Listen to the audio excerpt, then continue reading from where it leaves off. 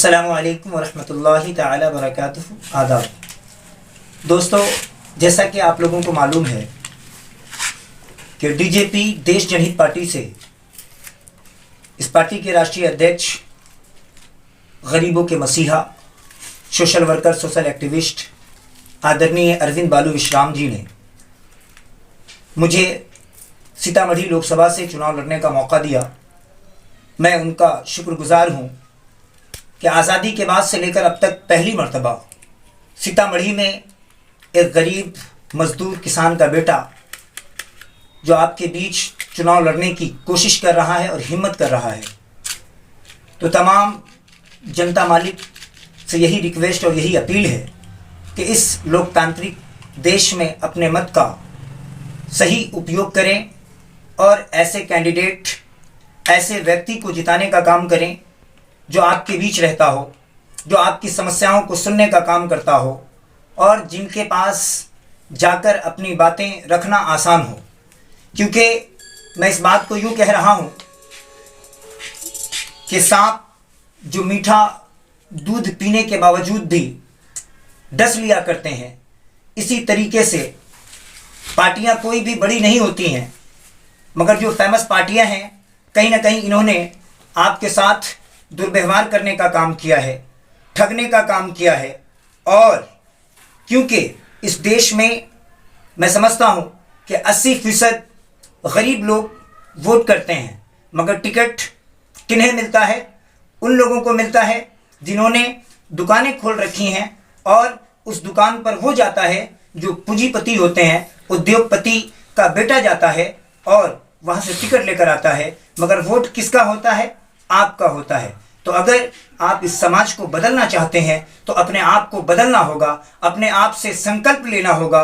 इसलिए मैं तमाम भाइयों से ये गुजारिश और ये रिक्वेस्ट और ये अपील कर रहा हूँ कि इस वक्त का चुनाव जात के नाम पर नहीं, भ्रष्टाचार के नाम पर होना चाहिए, अपराध मुक्त के नाम पर होना चाहिए, शिक्षा और स्वास्थ्य के नाम पर होना चाहिए। इसलिए मैं तमाम लोगों से ये विनती कर रहा हूँ कि आप लोकतांत्रिक देश में अपने मत का सही प्रयोग करके ऐसे कैंडिडेट को आप जिताने का काम करें जिससे आपके क्षेत्र में, आपके ज़िला में, आपके पंचायत में विकास हो सके और जो जातिवाद को मिटा सके। इसलिए हम मानवता, इंसानियत की बात करते हैं। हमारा एक मिशन है कि हमें यहाँ से बिल्कुल अफसरशाही को ख़त्म करना है। तो लिहाजा आप लोगों से एक विनती और ये एक रिक्वेस्ट है कि अगर मुझे इस गरीब आदमी को पहली मर्तबा लोकसभा चुनाव लड़ने का मौका मिला है तो आप लोग सपोर्ट करें, सहयोग करें।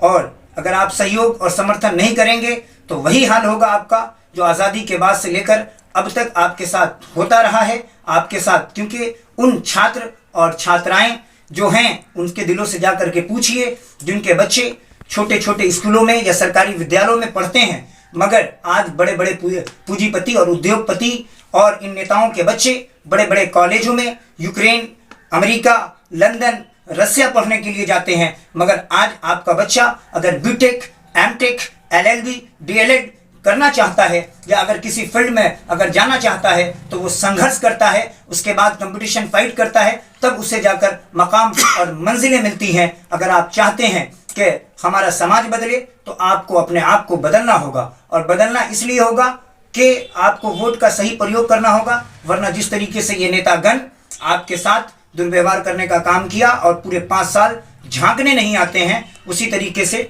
फिर हो सकता है। तो इसलिए फैसला आपको करना है और इतिहास में हमेशा उन लोगों का नाम जिंदा होता है जो लड़ाइयों को लड़ने का काम किया करते हैं। इसलिए जो वीर शहीद स्वतंत्रता सेनानियों ने जिन्होंने अपने जानों की कुर्बानियां पेश की और शहादत दिया और आज उनका नाम जिंदा है, अमर है, उसकी एक अहम वजह यह है कि इस देश को आज़ादी दिलाने में अहम भूमिकाएं निभाई थी। तो हमेशा उन लोगों का नाम इतिहास में लिखा जाता है जो संघर्ष करते हैं, जो लड़ाइयों को लड़ते हैं, न कि तलवार चाटने वालों का। तो ये लड़ाई आपकी लड़ाई है तो आपको लड़ना होगा, क्योंकि आप जिसे चाहें वोट दे सकते हैं। मैं वोट की अपील ये नहीं कहता कि आप मुशाहिद को ही वोट करें, मगर मेरी ये आपसे रिक्वेस्ट है कि आप उसे करें जहां आपको अपनी समस्या को बयान करना आसान हो। क्योंकि बहुत सारे लोग ये दावा करते हैं कि हम जनसेवा जन सहायता करते हैं, सोशल वर्कर हैं, सोशल एक्टिविस्ट हैं, उसके बावजूद भी आपके हुकूक और आपके अधिकार की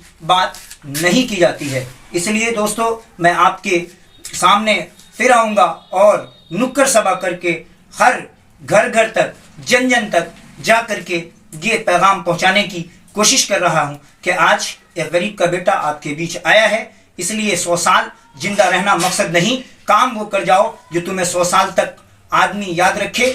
इसलिए मैं आप लोगों से ये गुजारिश कर रहा हूं कि आप अपने कीमती वोट को सही जगह इस्तेमाल करें और किसी के झांसे में नहीं आए। और कोई भी व्यक्ति अगर आपको ब्लैकमेल करने का काम करता है या डराने का काम करता है तो आप आला अधिकारी तक उनकी बातों को पहुंचाने का काम करें। इसी के साथ मैं अपनी वाणी को, अपनी गुफ्तगू को ख़त्म करता हूं। जय हिंद, जय भीम, इनकलाब जिंदाबाद, हिंदुस्तान जिंदाबाद।